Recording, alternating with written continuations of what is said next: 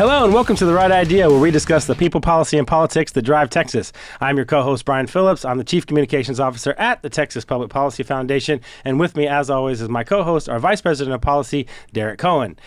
Our special guest today is James Quintero. James, welcome, and thanks for being on the show. James is the policy director at TPPF's, or with TPPF's, Government for the People campaign, which focuses on transparency and accountability in government, along with budget and taxes, and pretty much about half of the issues that we talk about here at TPPF. James, thanks for being on the show with us. Thanks for having me. This might be, Derek, this might be the show where we get fired. This might be the one that ultimately does us in if we aren't careful about how much fun we have on the show today. I don't know. I think sunk cost at this point is taking hold. All right. Well, we want to get into obviously the big issues. The tax cut is the big one. We want to start maybe start with that one because it's been a few weeks since we passed the tax cut and kind of how all that went. So maybe the dust has settled a little bit. Want to get your kind of thoughts on that. But as always, there's a shameless plug. Y'all know me. Our newsletter, our weekly newsletter, is called The Post. It's a fantastic piece. If you only have time to read one newsletter a week, sign up for the newsletter at texaspolicy.com/the post. There's exclusive content. I write a column for that. There's a kind of a catch up on everything that TPPF is working on. A lot of it's featured. James's work is featured there, and then of course we always end with something kind of fun and kind of cultural at the end. So sign up for the post at texaspolicy.com/the post. Okay, let's get right into the top topics. James, you were very involved for years, frankly, in trying to get multiple versions of various tax reduction, tax relief done in the state of Texas multiple times, including last session. But this one felt different. This one felt like this was the big one. Take us through a little bit and just remind everybody kind of what they ended up passing and kind of what the details are. Yeah, no, great question, and I appreciate the opportunity to be here. So one of the things that we set out to do at the beginning of the legislative session is put Texas on the pathway to property tax elimination. We have this crazy idea here at TPPF that you ought to have the opportunity to own your property once it's fully paid off. You shouldn't Huge, if true. You shouldn't pay rent to the government in perpetuity, and so. One of the things that we tried to do this session is at least eliminate a portion and take a step in that direction. And I think now that the dust has settled, we can say that we are on the pathway to elimination. Now, for everybody who doesn't necessarily care about the details and the nitty gritty, let me just say that most people in Texas will see at least a $1,300 annual tax reduction beginning this fall.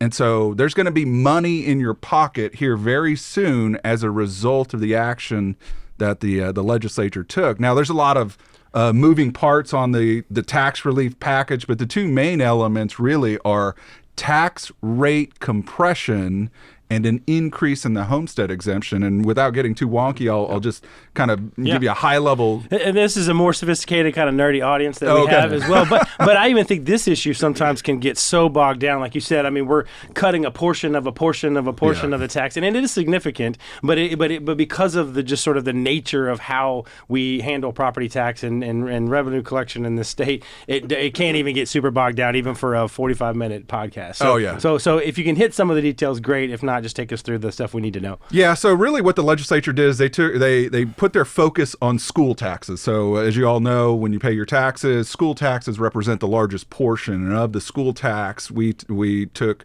a look specifically at the M&O tax, which pays for day-to-day stuff. And with respect to the M&O tax, what the legislature did is they directed a lot of their surplus, in fact, it was more than half of the surplus, toward this school maintenance and operations tax rate to compress the rate from a maximum of 91 cents per $100 of value to roughly around 70 cents per $100 of value. That's actually and that's why, and because you're reducing the rate, that's why most people will see a tax cut, because everybody pays something in property taxes, and so if you're reducing the rate, then that will cover everybody, because you're literally lowering you're lowering the amount based on the fact that you're reducing the rate at which they're taxed. It's a very good point. It will broadly affect everyone in a beneficial way. So everyone who pays school tax will benefit from this particular component, which is great. So that's about a 24% rate reduction, which is estimated to benefit, again, the average homeowner by about $600 just in and of itself. You look at the increase in the homestead exemption, which, of course, voters have to approve in November. And that is another huge benefit that's going to redound to the benefit of the average homesteader. And that will increase the homestead from $40,000 to $100,000, which takes a huge portion of someone's taxable value off the rolls. And so they'll effectively be taxed at a lower value. And that's going to produce another $650 to $700 worth of savings. Those two things together produce more than $1,300 in savings in year one. And this will hopefully go in perpetuity. And I say that with an asterisk because, of course, we're going to touch on the greedy local government component, which I think is well, no, and that's a great jumping off point, because one of the things that we've talked about is the profligate spending on the local level. But let's even keep it just where we're talking about the tax relief, specifically in the schools. One of the things that isn't addressed is, the bond indebtedness that many of these ISDs have. We'll talk about, fiscal restraint, and then, of course, we hear about, okay, well, what about teacher pay raises? And, obviously, you look at the superintendent's salary every once in a while. On occasion. On occasion. But there is no controlling mechanism other than the ballot box, which has all sorts of problems with it in terms of when the bonds go up. But there's no control on the local spending when it comes to indebtedness. Is there a opportunity, maybe in the next session or beyond, to put some sort of functional cap in there, some sort of mechanism? I'm not sure what that mechanism is, but is there something? Yeah, so already in state law, there's something known as the 50-cent debt limit, which is a limitation on how much of a tax rate a taxing unit can impose on a property owner. And so now, one of the problems with the 50-cent debt limit is that there's been all sorts of valuation growth, right? Everybody's property values are skyrocketing. And as values have increased, the capacity under the debt limit has just grown and grown and grown. And so, for practical purposes, you don't really see that debt limit have any sort of meaningful impact on controlling how much these guys are going into debt. I'll give you a good example. It's relative to the valuation's through the roof. Exactly. I'm still trying to pick my mouth off the floor after learning that Prosper ISD is going for a $2.8 billion bond.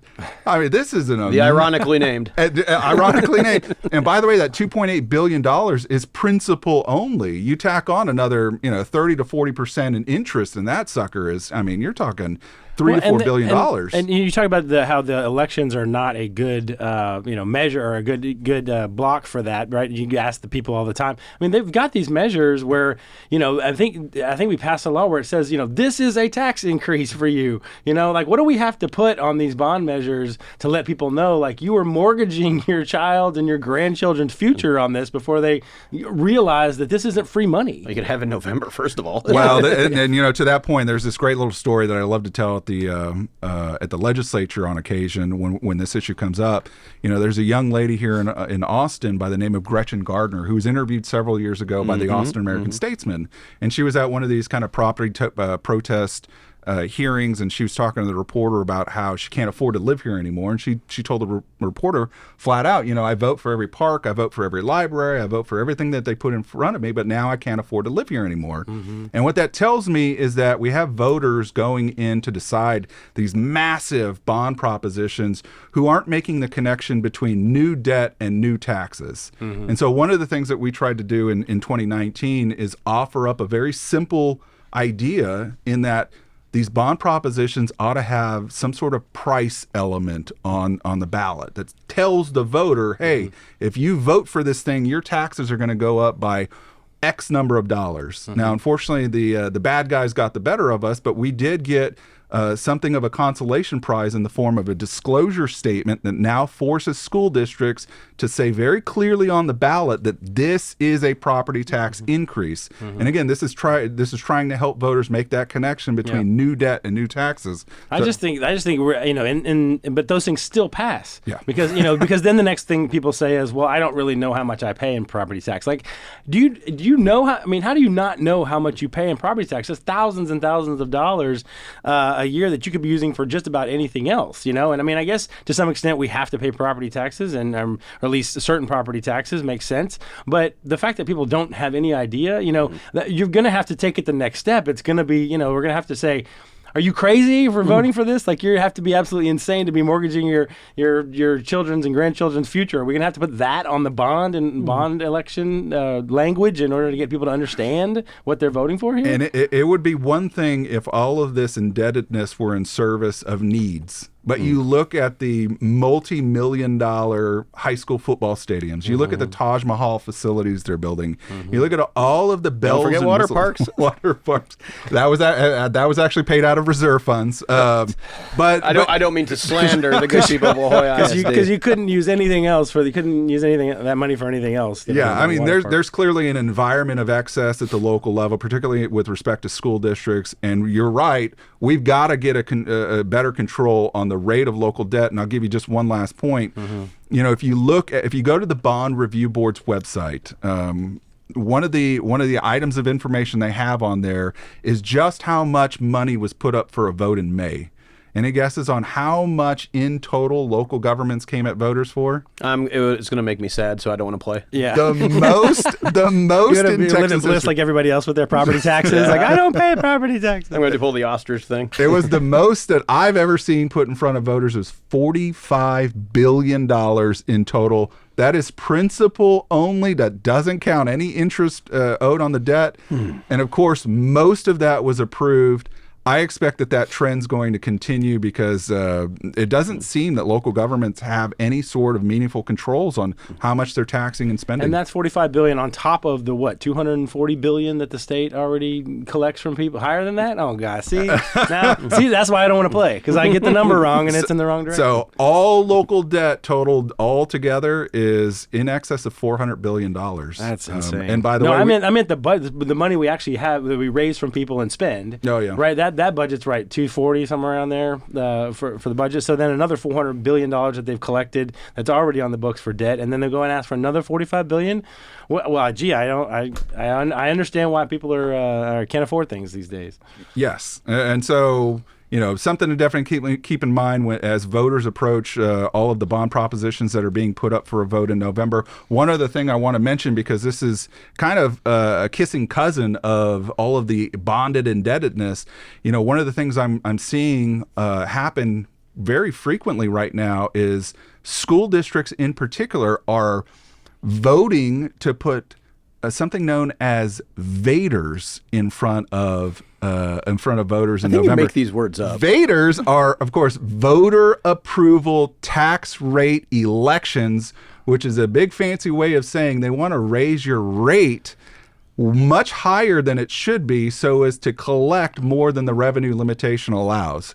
So basically, they're coming at voters in November with big tax increase proposals, and those accompany all of the bond propositions that they also want. So we're tracking about 18 different Vaders happening across the state right now. I anticipate many more. And of course, these things are coming at voters because because they recognize an opportunity, really. They recognize that the legislature has just provided folks with lots of tax relief and that they have the opportunity to reach in and grab some money without really making too many taxpayers mad. I see a lot of Star Wars jokes in the future on the Vaders. If we already have a Death Star bill, which we'll probably talk about here. I understand that Disney is very protective of their intellectual property, so let's maybe pump the brakes on this and keep that T in the acronym. So you teased the thing that I am really excited to talk to you about, excited in a bad way, is that issue that they went through went through all of regular session talking about, property tax cuts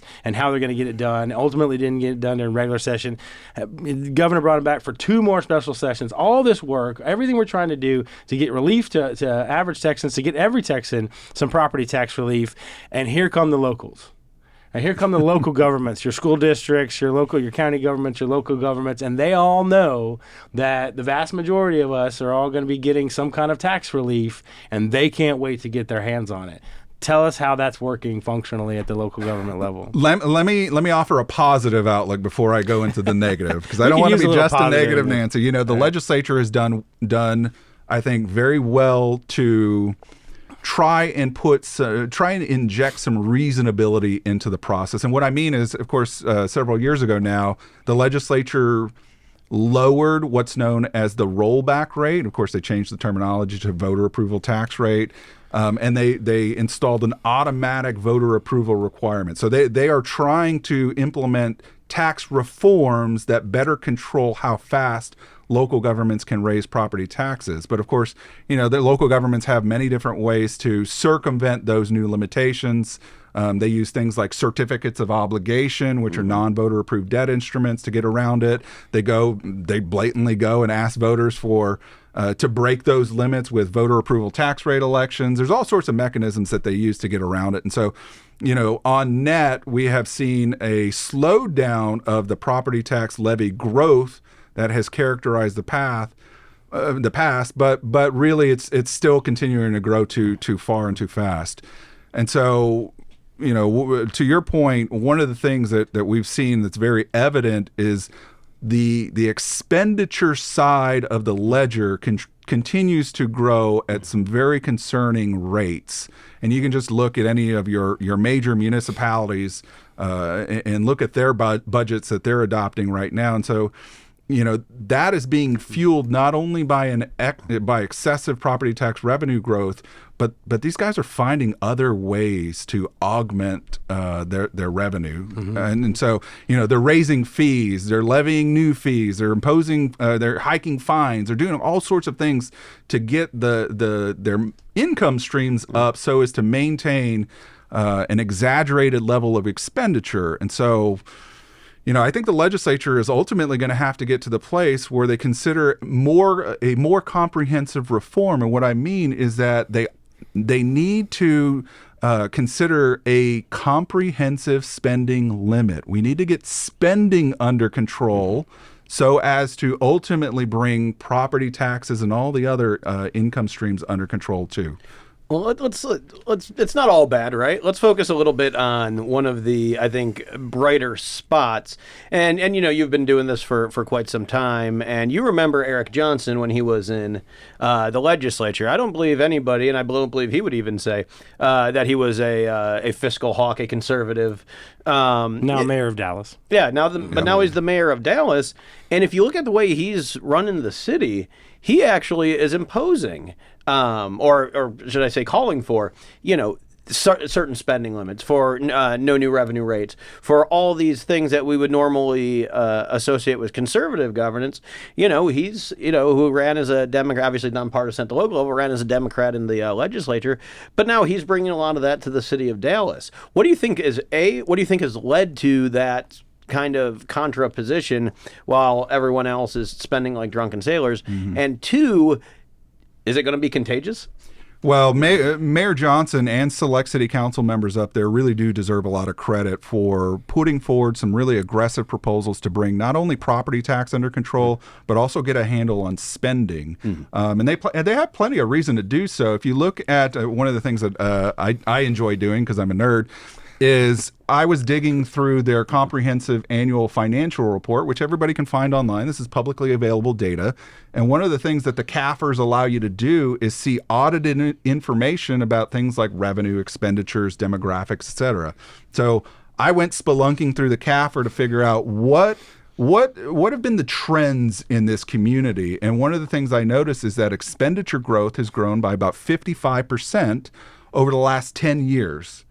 And you think, okay, well, that's, perhaps reasonable, but let's city, inflation, maybe growing city. Then I went and tracked its population growth, And yes, it has been growing, but only by about 2% over the last 10 years, right? So you've got from 2013 to 2022, expenditures have grown 55%.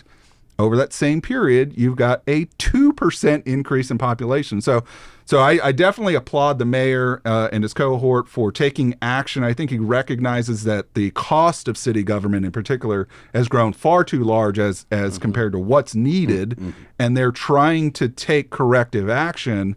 There's not any indication that the services have been tremendously improved over that point in time. I mean, not to disparage anybody necessarily, but the point is you've got a 55% increase in the spending, only a 2% increase in the population. So if your argument is, well, the quality is a lot better in terms of the services, there's not really any indication to that, or there's no argument for that. Well, and this might get to help us get to a later point. One of the things that's very clear to me is we have city governments doing far too much. They are engaged in a lot more activities than they ought to be. And you look at climate change and DEI and equity and all sorts of progressive ideas and concepts have infiltrated our largest cities, and they are driving activities that ought not be happening. And as a result, of course, expenditure growth accompanies that. And so, cities are doing too much. They need to really get more focused and back to the basics, so as to not only control the rate of expenditure growth, but really just do things that most people expect, like fill potholes and police the streets. So enough of this happy talk. I'm going to get back to the negative stuff. So the really insidious thing, just because it's happening to me, I live in Kyle, which is a suburb of Austin, and I wrote about this in the exclusive content and the Post, which I'm sure all of you subscribe to. But I wrote about this because I saw an article about my city council meeting in which they're openly and brazenly talking about this issue of according to our numbers, the people of Kyle will be getting a major tax cut. When they specifically reference the homestead exemption. Well, they're getting a big tax cut because they're now going to be able to lop off $100,000 of taxable value. So any rate increase or any tax increase will be softened. I mean, that's the language they're just openly talking about. Oh, well, when we increase taxes, people won't be as mad because they're getting a big tax cut already from the state government. And to me, it's just like, that's not the point. That's not the point here. Is that you're already spending too much money, or at least some localities are. But the fact is, we're supposed to be getting a tax cut. We're supposed to be getting we're getting more money in our pocket. That's not money for you to then go out and say, oh, well, you won't mind it as much. I mean, just the whole logic and the approach to me is just incredibly offensive. No, I think you're right to be offended. So viewers should know, when you look at your property tax burden, there's really two components. There's the M&O rate and there's the INS rate. On the M&O rate, there's a limitation. So if you're a city, you can only impose a rate that brings in 3.5% in revenue before you got to go to voters and ask for permission. So that piece is set.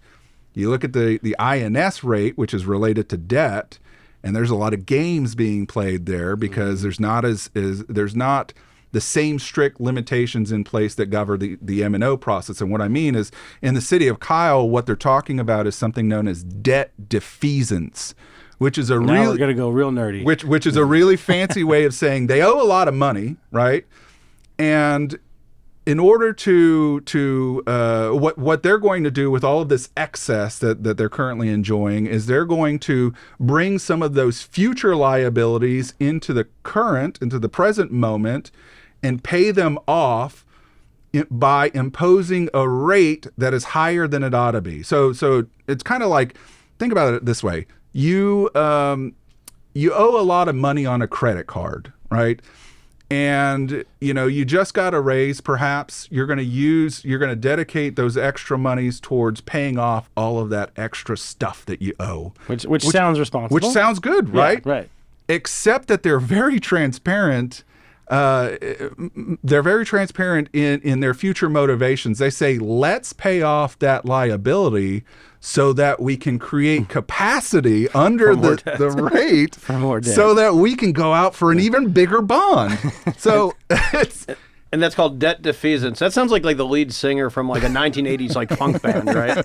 Yeah. So they've got the first part right, I guess. They're paying off what they owe, but they're only doing it so that they can go into greiter debt in the future. But they're not paying it down so that they can have a surplus or that they can, put investments, into the public or whatever. And they're using the opportunity that presents itself now, which is that people are enjoying some measure of tax relief or getting ready to. Yeah. And so they see that opportunity. They say, hey, now's a good time to increase our rate, maybe just a little bit, so that we can create that capacity. And that's bad. So you mentioned, it's a good segue to talk about the Death Star bill, which Derek and I have had fun with several times on the podcast and talking about that, although it's a very serious issue. But I think you kind of hit on something that we've dabbled a little bit on, but I really want to highlight that point, is that city governments are doing all kinds of things that they shouldn't be doing. In particular, a lot of the bluer cities are essentially enacting a very left-wing progressive agenda at the local level because they can't get it done at the state level because we have statewide Republican politicians and Republicans have controlled the legislature for however long, and so they're basically using a backdoor with the locals to do all of this climate change and all of this regulatory stuff as well. That really is the impetus, I think. That and streamlining business regulations, but a lot of that is the impetus for HB 2127, the so-called Death Star bill. Talk a little bit about how that bill gets at some of those issues. Yeah, no, it's and viewers should know that in Texas there are two types of cities. You have your general law cities, which basically do only what the state says to do, and then you have your home rule municipalities, which are governed by a charter, and these types of entities can do anything that the state has not expressly prohibited. Right, so that they are provided with a great degree of discretion and latitude in terms of what they can implement in terms of policy. So an example of that for our audience would be there's a statewide minimum wage. Mm-hmm. And so a city can't go in and say, we're going to lift the minimum wage to $82 an hour. Now that statute would govern all cities. So no city in Texas would be allowed to. That's what I mean. Okay, right. Good point. Now, let's say one of the I think originating points for this Death Star bill, as the media likes to call it, was... I think we like to call it that more. I think I hear more from us. We've embraced the dark side. Yeah. Several years ago, there was a question as to whether or not home rule cities were allowed to create mandatory paid sick leave ordinances. So these big cities got it in their minds that they could tell employers that, hey, you got to provide your employees with such and such amount of days off. Right, and there was all sorts of legal wrangling over that, and the courts ultimately decided that that was not allowed. But there was a period in time where home rule cities did think that they could do that because the legislature had not expressly prohibited it. What about like the bag ban bill? Was that similar thing? The bag ban. So this was the municipal bag ban was another kind of similar issue where cities thought they could do it, and there had to be some court involvement, interaction to really correct the scene. But yes, that was another issue where cities thought they could do it because they thought the legislature had not expressly prohibited. Anyways, so we have cities who are provided with a great degree of discretion in terms of what they can do.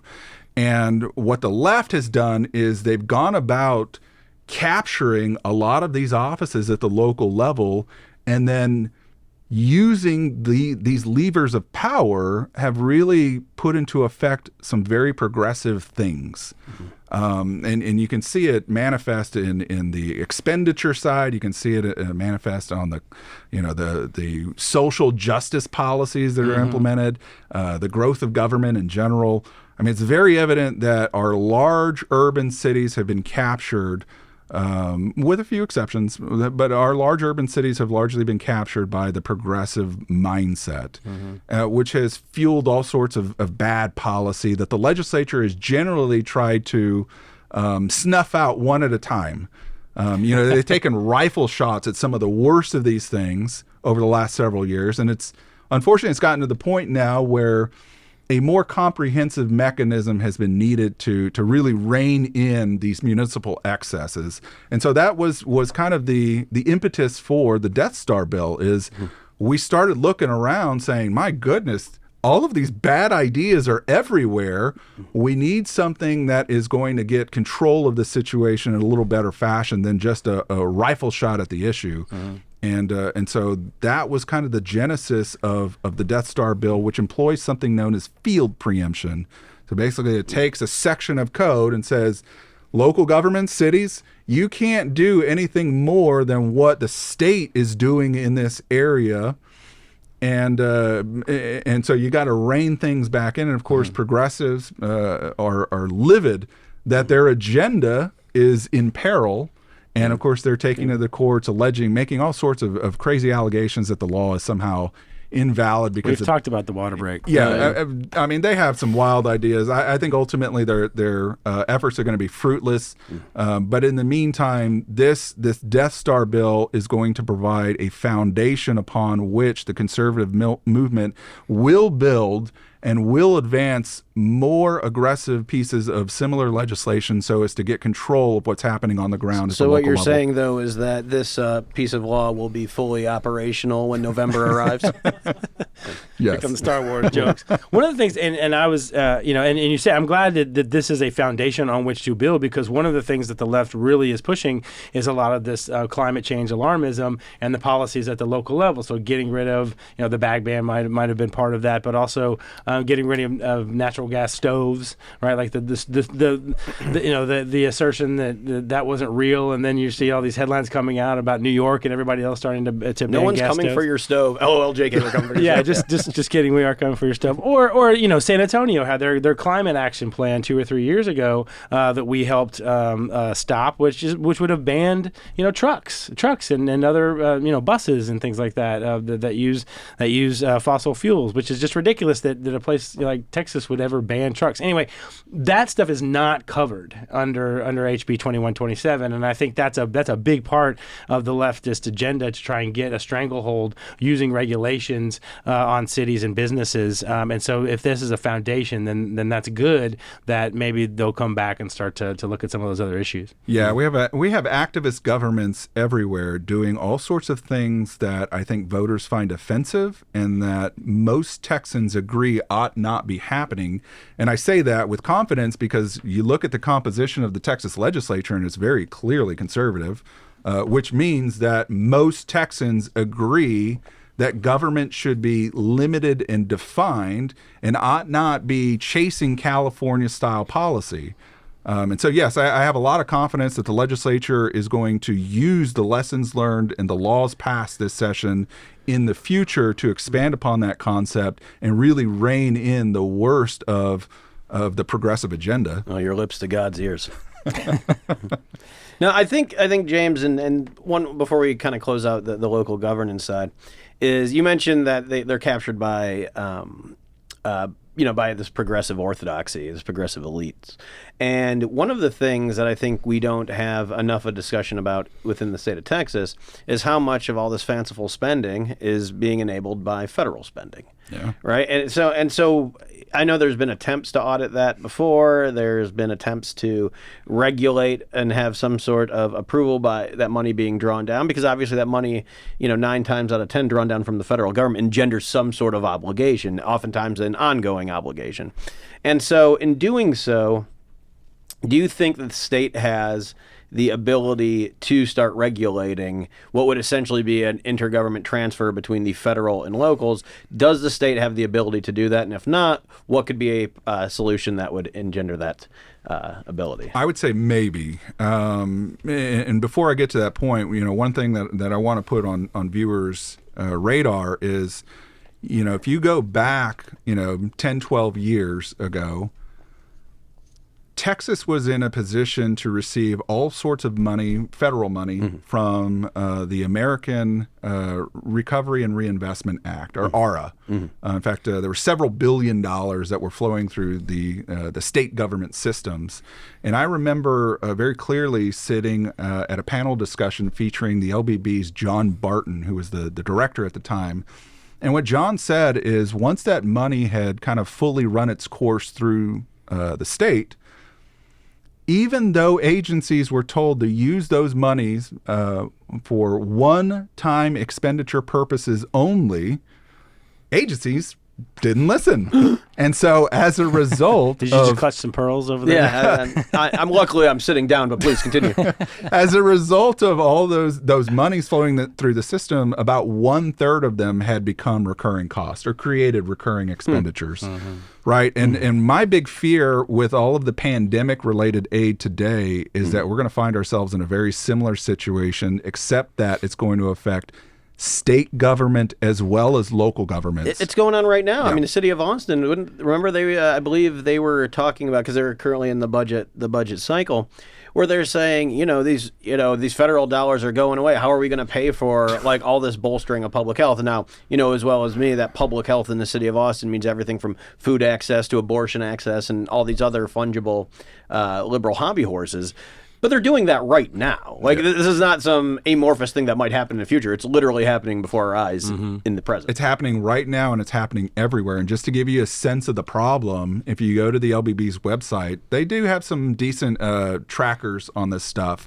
The latest data point that I recall is they stipulate that $80 billion in federal pandemic-related aid is flowing through the system right now.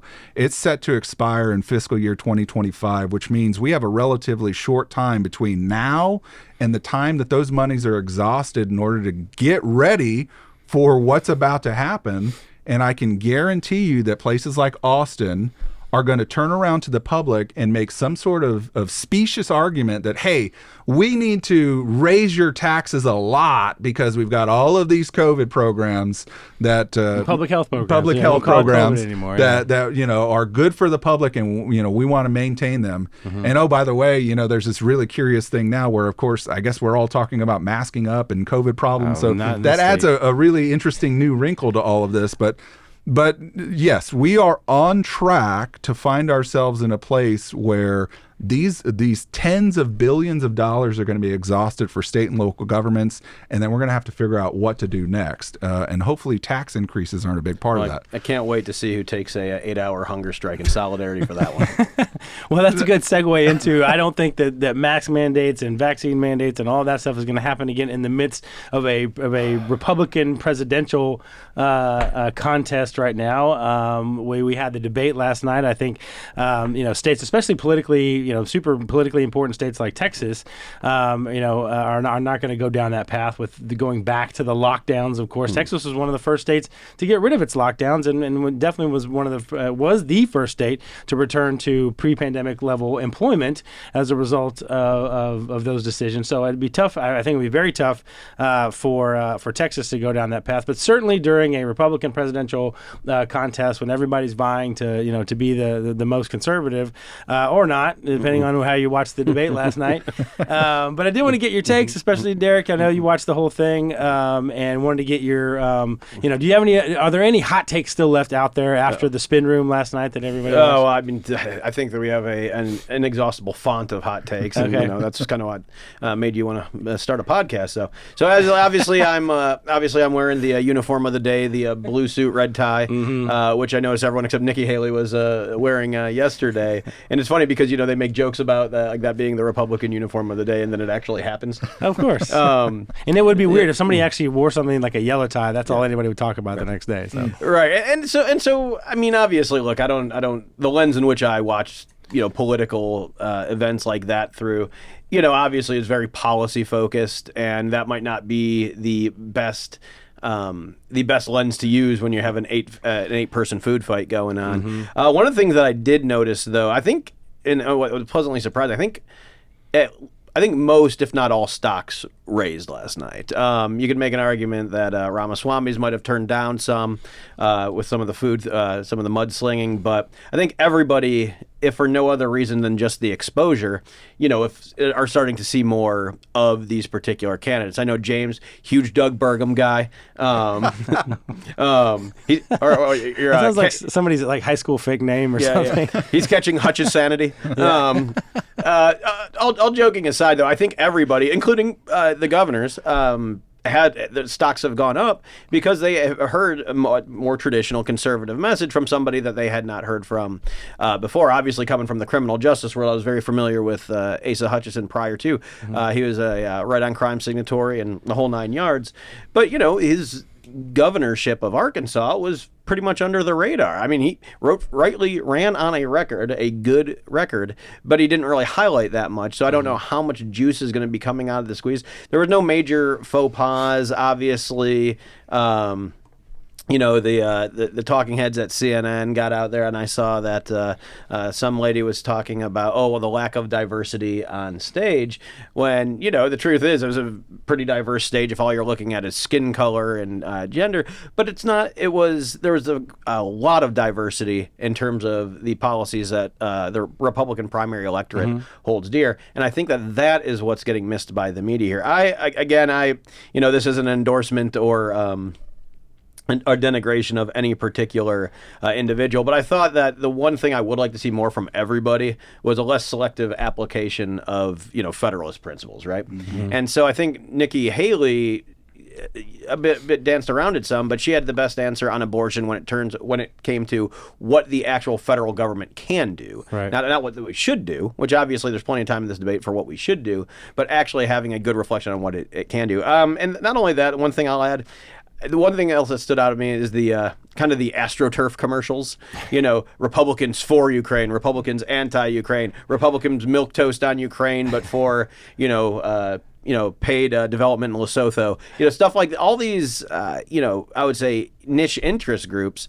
Trying to kind of buy their way into the conversation, and that's. You forget, well, you live in a state like Texas where we're not inundated with political advertisements. So when I go back to Ohio, especially if I go back in like an October or previous November, it gets a little rough. Here we don't have the absolute carpet bombing of political ads, and that's one thing that watching the debate last night kind of reminded me of. Thank goodness we're not Iowa. Yes. Anything stand out for you? Last night's debate was hugely informative from one aspect, and that is, I think it signaled the death of cable news. And it may be a long, slow fuse, but it was very evident based on the ratings that the Republican debate received versus the ratings that Trump and Tucker received. At last count, I think the Trump-Tucker interview had 180 million views. And I'm not real sure how many were you, though? A fair amount. But I think what it signals to me is a transition away from the traditional cable news format towards something that's much more exciting, engaging, and non-traditional. And so I think that was hugely informative for me last night. Yeah, I think the debates are always the least important part of the debates. It's always the before and after and everything where everybody, talks about their opinions on the stuff that actually matter. Because to your point, there was just a lot of talking points, and there was a lot of consistency in terms of what people thought about some issues. There were some differences in others, but I just don't think it illuminated very much. One of the things that unfortunately, but to James's point, that the talking point that was missing outside of, I think Mike Pence was the only one who mentioned it, was any form of spending and tax control. Yeah. And he did so in defense of the Tax Cuts and Jobs Act. Yeah. So he almost got dragged there, but nobody else was, everyone wanted to lambaste, Bidenomics, the Biden economy, and rightly so. But what's the answer to that? And it's not just, what's more American energy production? Believe me, Texas will have as many wells as people will buy the oil for. Nobody minds that.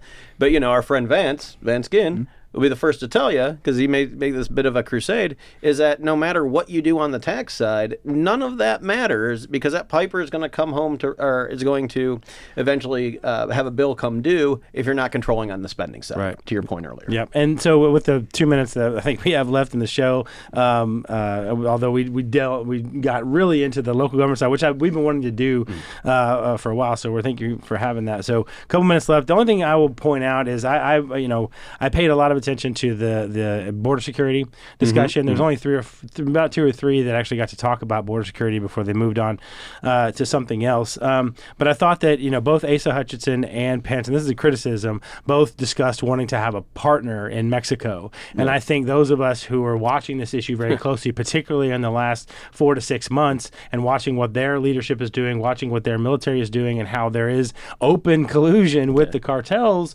on a lot of these things, the idea that Mexico is and could be or will ever be in the near future a partner, and that will be their approach as governor, I think that disqualified is probably a little strong of a word, but I think it definitely sends, particularly to those of us who follow this issue who are, our backyard is the border, sends the wrong message. Thought DeSantis kind of did his thing. They asked him about it, and he kind of did his thing absolutely 100%. I'll send special forces in. I'll defend our people, and kind of, which is an aggressive take, right? Like, it's not just about defending border communities. He's actually saying we'll go in and destroy the cartels and the fentanyl farms and all that kind of stuff, which I think a lot of us around here want to talk about as a potential. But it didn't. But I guess I didn't hear as much of what I wanted to hear from the candidates on immigration, which, as we all know, we talk about it here, is certainly the number one issue for Republicans in Texas, and is a top 3 issue for Republicans and conservatives nationwide. And I allow me to yes and that, especially with the partnership with Mexico. I want a Ferrari Stradale, but I don't. That doesn't mean it's going to happen, right?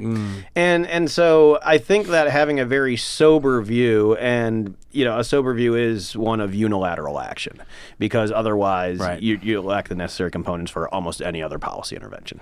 All right. Well, we are officially out of time. I think this was incredibly informative, and though we didn't go super into the details, I think we got a ton of new information from you, James. So I really, really appreciate you being on here, kind of explaining how things work, and kind of some of the things, I won't say the doom and gloom, but some of the things that people need to be aware of in terms of and maybe you're not going to get the tax cut that you're expecting to get, and you need to be aware of those things. I will send another commercial for, is it texas.gov/property taxes?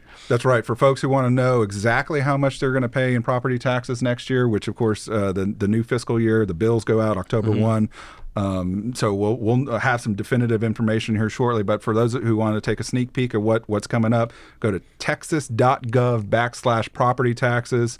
Terrific little website that'll tell you all sorts of information. It's a little bit of a bank shot. You put in your county website, or you put in your county. You have to find that. It takes you to the website. But I found a tremendous amount of information. I found it incredibly helpful, and James walked me through it a little bit on how to get there, and kind of understanding what that bill was. But it's all right there. I mean, that's the thing about it, is that it is all that public information. So there's no reason for anybody out there to not know how much they're going to pay in property taxes and not be angry about it when you don't get your tax cut. Rebel.